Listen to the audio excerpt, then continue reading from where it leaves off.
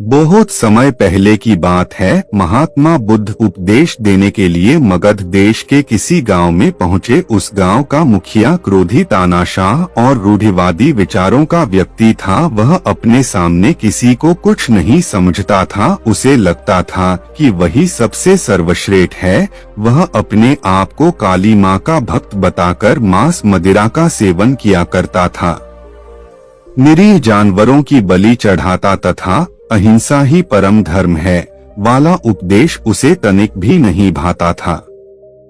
जब उसे गांव में बुद्ध के आने की खबर मिली तो उसने बुद्ध के वहां पहुंचने से पहले ही उसने ग्रामवासियों को भड़काना शुरू कर दिया। उसने गांव में घोषणा करवा दी कि एक पाखंडी सन्यासी अपने कुछ शिष्यों के साथ गांव में धर्म का उपदेश देने के बहाने लोगों को मूर्ख बनाकर ठगने आ रहा है।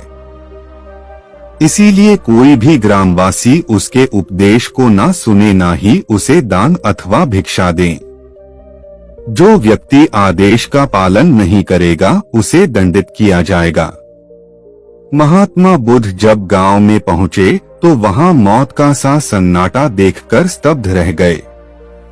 बुद्ध को बड़ा आश्चर्य हुआ कि आखिर गांव के सभी लोग कहां चले गए। सारे ग्राम वासियों ने घरों के दरवाजे बंद कर रखे थे।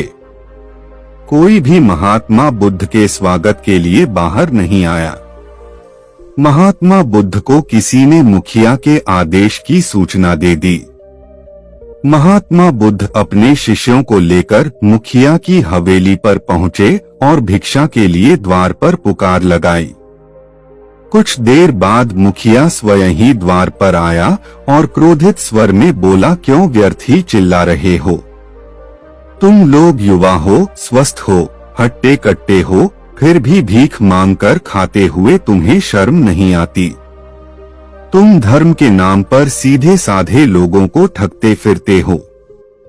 मुखिया की बात सुनकर महात्मा बुद्ध मुस्कुराए और बोले, वत्स, संचित संपत्ति तो केवल जीवन काल तक ही संचित रहती है, मरने के बाद कुछ साथ नहीं जाता।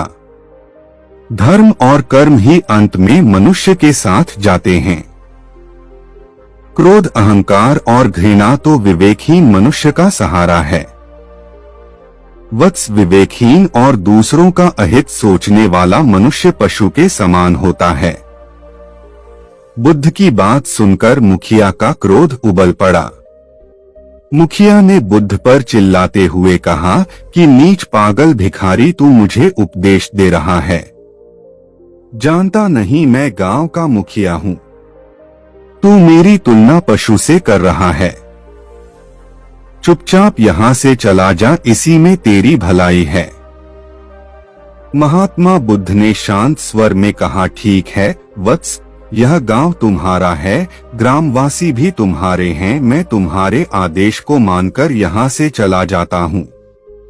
परंतु मेरे मन में एक प्रश्न उठ खड़ा हुआ है, क्या तुम उसका समाधान कर दोगे? बुद्ध की बात सुनकर मुखिया ने प्रश्न भरी दृष्टि से उनकी ओर निहारा।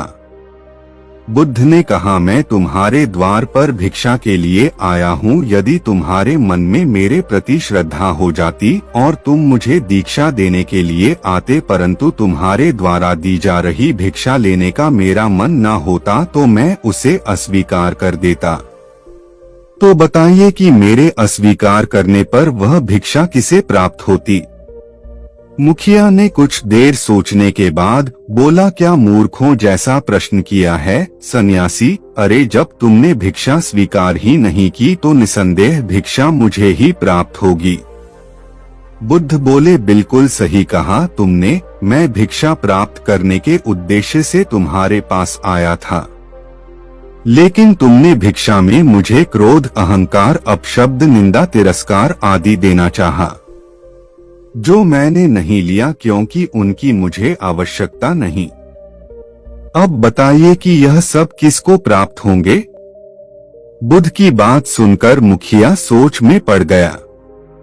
महात्मा बुद्ध के प्रश्न का उसके पास कोई उत्तर नहीं था। उसे अपने किए पर पछतावा होने लगा। देखते ही देखते उसके भीतर छिपे अहंकार, क्रोध और दूसरे अवगुण भाग निकले। उसके मन में दया, धर्म और प्रेम ने स्थान बना लिया। अपने बुरे व्यवहार के कारण वह बहुत शर्मिंदा हो गया और बुद्ध के चरणों में गिरकर गिड़गिड़ाने लगा। मुझे क्षमा कर दो सन्यासी, आपने मुझे अंधकार से बाहर निकालकर प्रकाश में खड़ा कर दिया है।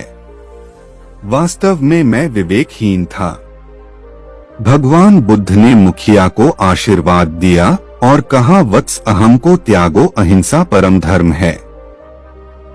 हर प्राणी के प्रति करुणा और प्रेम का भाव रखो, शुभ कर्मों के साथ धर्म का पालन करते रहो, उद्धार होगा। कहकर महात्मा बुद्ध अपने शिष्यों के साथ दूसरे गांव की ओर चल पड़े। मुखिया हाथ जोड़े ठगासा चुपचाप खड़ा देखता रह गया। दोस्तों, जीवन में हमें दो तरह के लोग मिलते हैं, एक सकारात्मक और दूसरे नकारात्मक, और इन दोनों ही तरह के लोगों का सामना हमें करना पड़ता है। बुरे लोगों से हमें उनकी बुरी चीजें प्राप्त होती हैं, जबकि अच्छे लोगों से हमें अच्छी चीजें मिलती हैं। जैसे कि भगवान बुद्ध ने इस कहानी में कहा कि उन्हें गांव के मुखिया से क्रोध, अहंकार, अपशब्द और तिरस्कार मिला, लेकिन उन्होंने इन्हें लिया नहीं, तो सारी बुरी चीजें मुखिया के पास ही रह। इसी तरह यह आप पर निर्भर करता है कि आप दूसरों से क्या लेते हैं। जीवन जीने का सबसे अच्छा तरीका यह है कि हर किसी इंसान की अच्छी चीजों को ग्रहण करते जाएं और बुरी चीजों को छोड़ते जाएं।